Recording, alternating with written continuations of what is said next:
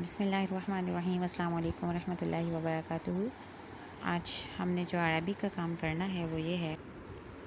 اعوذ باللہ من الشیطان الرجیم، بسم اللہ الرحمن الرحیم۔ آیت نمبر 4 ہے،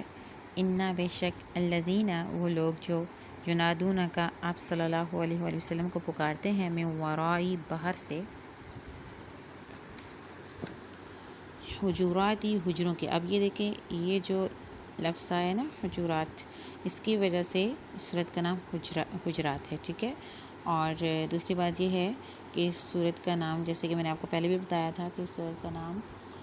سورہ اخلاق بھی ہے، کیونکہ اللہ تعالیٰ نے اس میں بہت زیادہ مینرز سکھائے ہیں، اور یہ بھی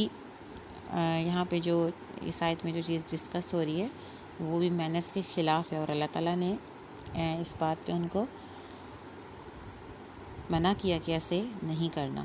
حجرات حجروں، اکثرہم ان میں سے اکثر، لا یعقلون عقل نہیں رکھتے۔ اس کا لفظی ترجمہ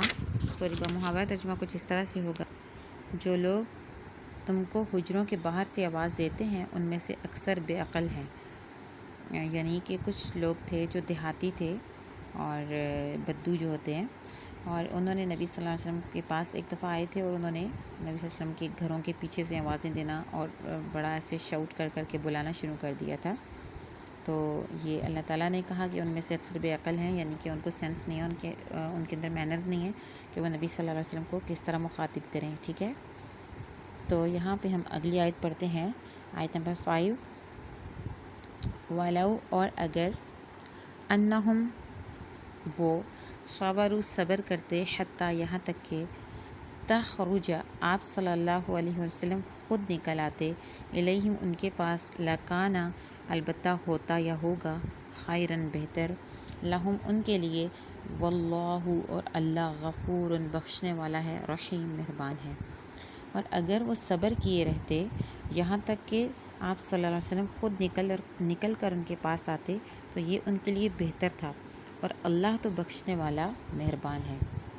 اب یہ آیت بھی انہی کے بارے میں ہے جن لوگوں نے نبی صلی اللہ علیہ وسلم کو حجروں کے پیچھے سے آوازیں دینا شروع کر دی تھیں۔ تو اللہ تعالیٰ کہتے ہیں کہ اگر وہ تھوڑی دیر صبر کر لیتے اور اتنا اونچا آوازیں نہ دیتے یہاں تک کہ نبی صلی اللہ علیہ وسلم خود ان کے پاس اپنے گھر سے نکل کے آ جاتے تو یہ ان کے لیے زیادہ بہتر ہوتا، یعنی کہ ادب کے زیادہ قریب ہے۔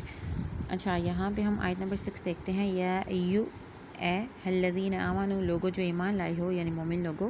ان اگر جاءکم آئے تمہارے پاس، فاسقن کوئی فاسق یا بدکردار انسان یا کوئی نافرمان انسان، بالنبأ ان کوئی خبر لے کر، فتبینوا تو خوب تحقیق کر لیا کرو، ان کہیں تصیبوا تم ضرر پہنچا دو یا پہنچاؤ، قومن کسی قوم کو، بجہالت نادانی سے یا لا علمی کی وجہ سے، وتصبحوا پھر ہو، علی اس پر، ما فعلتم جو تم نے کیا، نادمین نادم۔ اس کا جو محاورہ ترجمہ ہے وہ کچھ اس طرح سے ہے،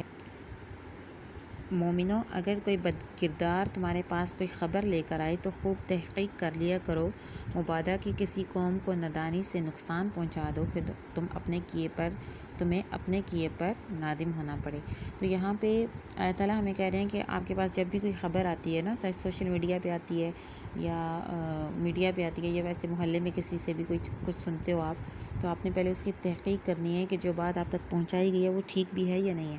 کیونکہ سم ٹائم ایسے ہوتا ہے کہ ہمیں کوئی بتاتا ہے کہ فلاں بندے نے قرآن کی بے حرمتی کی یا کچھ ایسا، تو ہم تحقیق نہیں کرتے اور ہم اس کو اگر مار دیتے ہیں یا قتل کر دیتے ہیں تو پھر کیا ہوتا ہے، بعد میں ہمیں پتہ چلتا ہے کہ حقیقت تو ایسی نہیں تھی، وہ تو ایسے ہی کسی نے